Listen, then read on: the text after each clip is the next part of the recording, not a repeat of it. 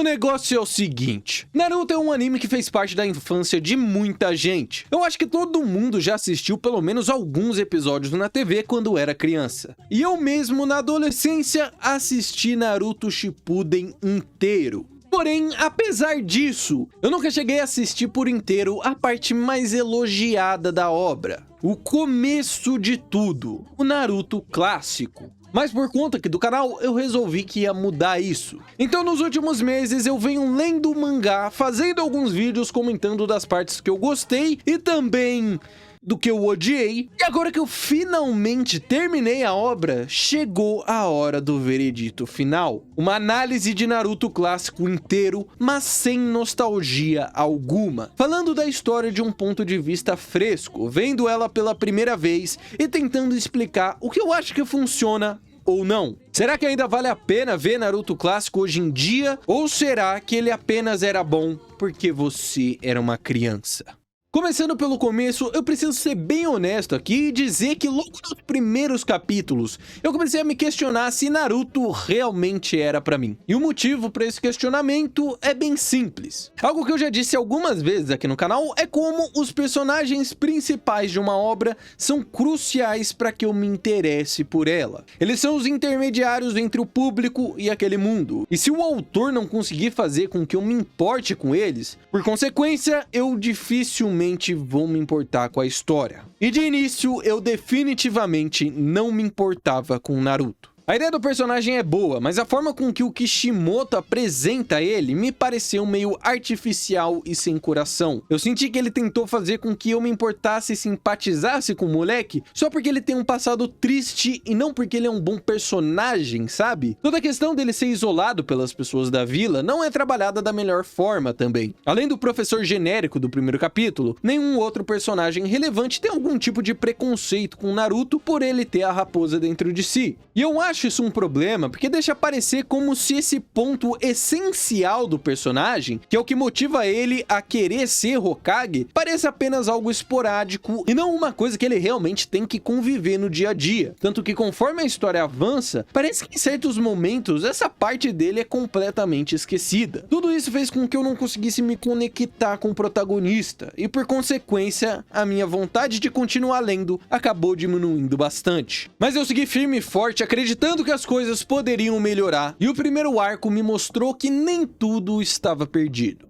No País das Ondas as coisas já melhoraram um pouco. O Naruto começou a ganhar mais a minha empatia por suas atitudes, eu gostei bastante da forma como é trabalhada a relação dele com o molequinho da vila, e no geral eu acho que foi um arco bem bacana. Todo o conflito principal, os vilões, as lutas e os dramas me deixaram bem entretido. Particularmente eu não acho a conclusão muito emocionante. Eu gosto da ideia da relação dos personagens, mas a execução em si não me pegou muito. Consigo dizer que eu senti muita coisa com a morte do Haku, mas ao mesmo tempo eu também não acho que foi ruim. Então talvez seja algo mais pessoal e não necessariamente um problema da obra em si. Mas em resumo, eu gosto desse primeiro arco. No meu vídeo falando sobre as minhas primeiras impressões da obra, algumas pessoas falaram que viam ele quase como um filler, por ser meio irrelevante pro resto da história. Mas eu discordo completamente. Apesar de pouquíssimas coisas aqui serem resgatadas mais pra frente, esse arco te ajuda a conhecer melhor os personagens.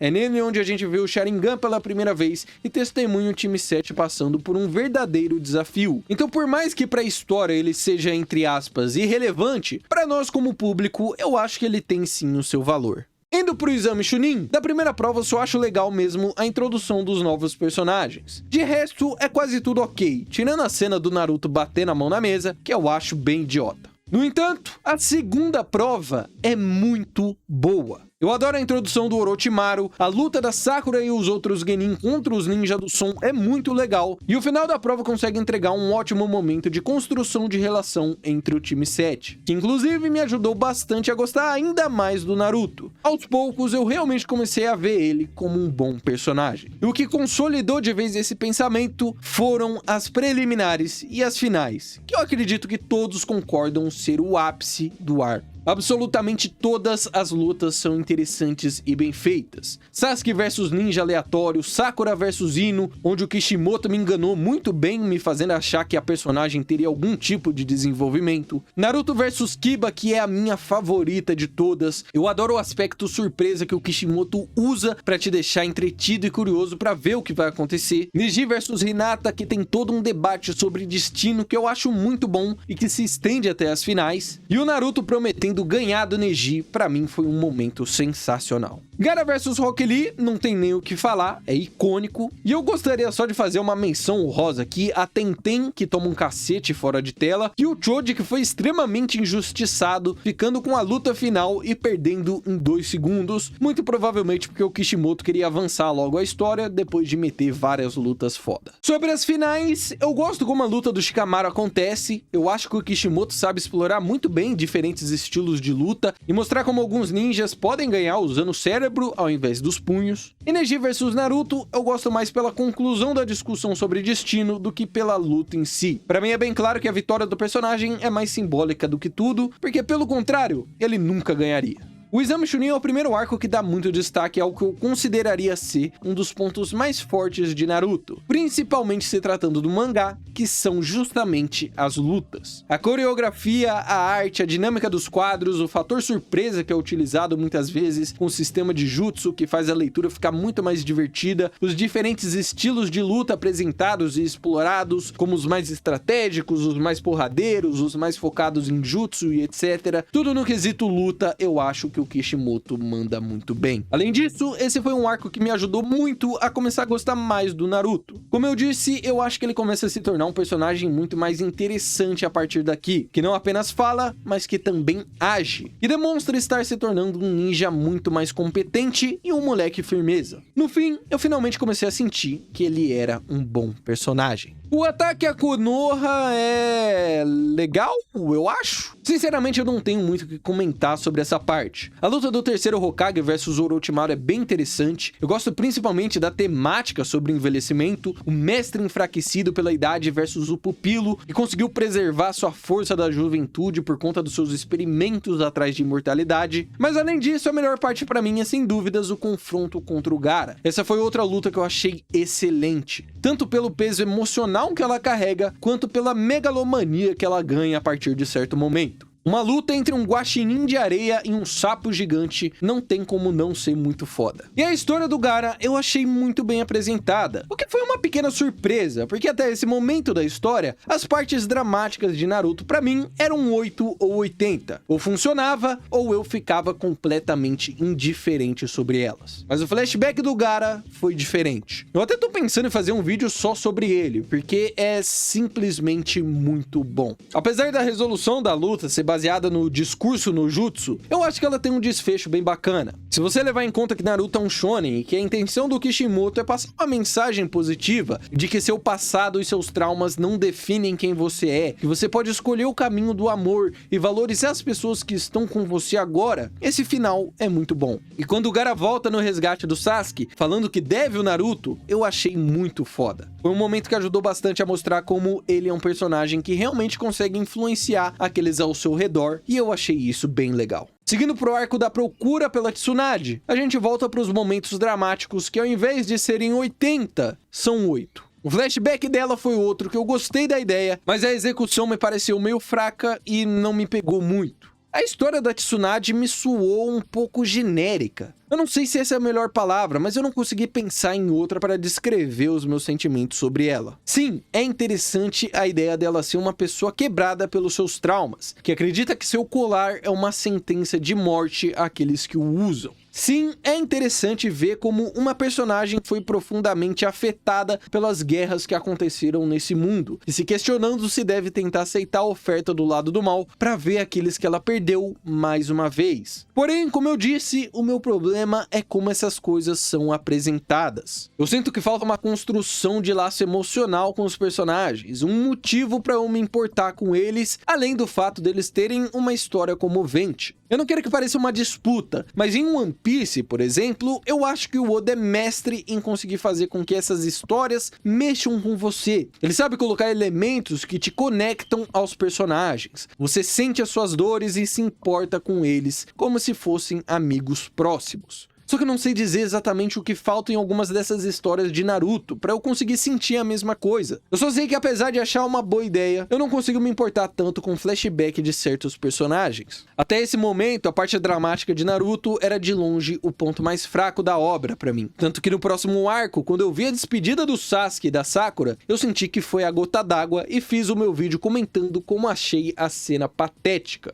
Mas ao mesmo tempo eu fiquei bem feliz como, pelo menos no final da obra, as coisas melhoram bastante nesse sentido. E daqui a pouco, quando a gente for falar sobre o que eu considero ser o melhor arco de Naruto clássico, eu explico por quê. Antes, só pra finalizar, apesar de eu não ter achado muita coisa do passado da Tsunade, a pequena jornada da personagem foi muito bacana. Eu acho muito bem feito como Naruto consegue trazer esperança pra ela novamente. O momento que ela se apresenta como quinta Hokage e decide lutar por Konoha foi espetacular. Além disso, a luta entre os 3 grandes ninjas de Konoha e o primeiro Rasengan do Naruto também foram muito foda. A parte de combate, mais uma vez, não decepcionou. Mas agora chegou o momento de falar sobre cinema de verdade. Porque o arco de resgate do Sasuke, meus amigos, é simplesmente fantástico. Com o passar do tempo, eu acabei percebendo que a cada arco de Naruto, a história melhorava, a arte do Kishimoto ficava mais bonita. E mais do que isso, eu diria até que a parte dramática que me incomodou por boa parte da história, aqui, nesse último arco, eu acho que finalmente fica realmente boa. Tirando aquela cena patética da Sakura e do Sasuke, que até hoje eu odeio. Mas enfim, eu acho que quase tudo nesse arco é um acerto em cheio. As lutas dos ninjas de Konoha contra os ninjas do som são todas muito boas, principalmente as do Neji e a do Choji, que foi a que eu mais gostei. Ela não apenas se sustenta como uma boa luta, mas também apresenta a história do personagem de uma forma muito interessante. É muito legal ver como ele e o Shikamaru se tornaram amigos. Depois de ver essa parte, eu consegui me conectar mais com o personagem, sentir a sua dor, entender quem ele é, de onde ele veio, as suas inspirações, os seus medos e mais do que tudo, eu me importei com ele. Eu queria que ele vencesse e eu acho que isso é o mais importante. De repente, eu senti que o coração que estava faltando nas histórias anteriores, agora estava presente. E talvez a parte dramática de Naruto não era mais uma das coisas que me incomodava. Agora, se tratando de Shikamaru e Kiba, as lutas deles também são bem legais, principalmente a do Shikamaru. Eu acho que o Kishimoto sabe trabalhar muito bem o estilo de luta estrategista dele. Porém, eu devo dizer que eu não acho que elas conseguem entregar um final muito satisfatório. Parece que o Kishimoto acabou se atrapalhando um pouco enquanto escrevia e teve que puxar uma carta coringa para resolver esses conflitos, que no caso foram os ninjas da areia.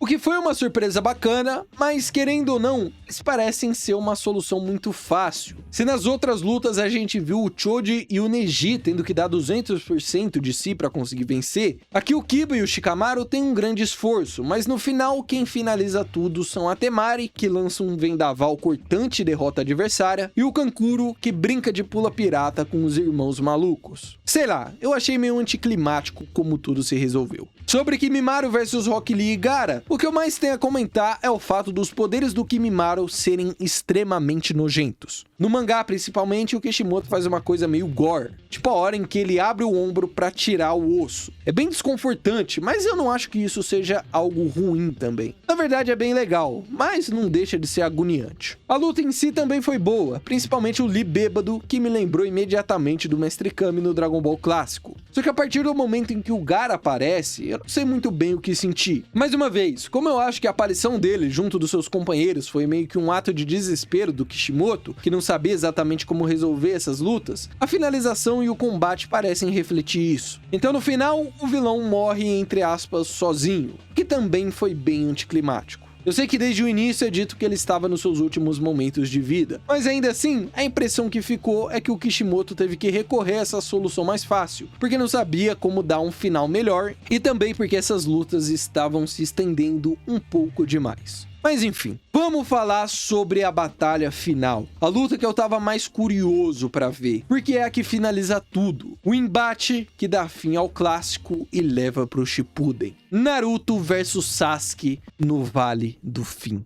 Sendo bem sincero, essa talvez seja a melhor luta do clássico inteiro. Primeiro, eu acho que o Kishimoto acertou muito na carga emocional que ela carrega. Diferente do relacionamento entre Sakura e Sasuke, que pra mim é extremamente mal feito, aqui eu senti que realmente era um confronto significativo pra relação dos personagens. Principalmente depois da gente ver todo o passado do Sasuke, como era a sua relação com a sua família, eu consegui sentir muito mais o vazio que esse personagem tinha desde o início. Ver essa parte da história dele ressignificou tudo que ele passou até agora e a sua relação com Naruto. Eu gosto muito como todo esse embate entre os dois é uma briga por um passado que poderia ter sido diferente e um futuro que pode nunca acontecer. Ao ver que o Sasuke realmente vai embora, o Naruto resolve abrir o seu coração e dizer que o via quase como um irmão. E eu acho isso muito interessante porque é uma situação muito real de certa forma. São duas pessoas que vivem com o peso da solidão desde pequenos e que por uma rixa boba deixaram de viver uma vida como melhores amigos, como irmãos. Os dois tinham muito mais coisas em comum do que imaginavam e poderiam ajudar um ao outro, mas por conta dessa visão infantil que eles tinham da sua relação, de se verem como rivais, eles nunca chegaram a esse ponto. E agora é tarde demais. O Sasuke decidiu seguir o caminho da vingança. Outro momento que eu achei muito bom é quando o Sasuke ataca o Naruto com real intenção de matá-lo, e ao perceber isso, o Naruto começa a chorar. É um detalhe que deixa a reação do personagem muito mais genuína, e que ajuda a mostrar como ele realmente se importava com o amigo. No final das contas, isso foi o que mais me pegou nessa luta. Como ela conseguiu passar muito bem a dor de ser um combate entre amigos que poderiam ser irmãos. Tanto que no final, eu realmente fiquei triste em ver o Sasuke indo embora. E esse sentimento me mostrou como o Kishimoto mandou muito bem construindo a relação dos dois durante a obra inteira. Diferente de algumas, essa pareceu autêntica e culminou num clímax praticamente perfeito.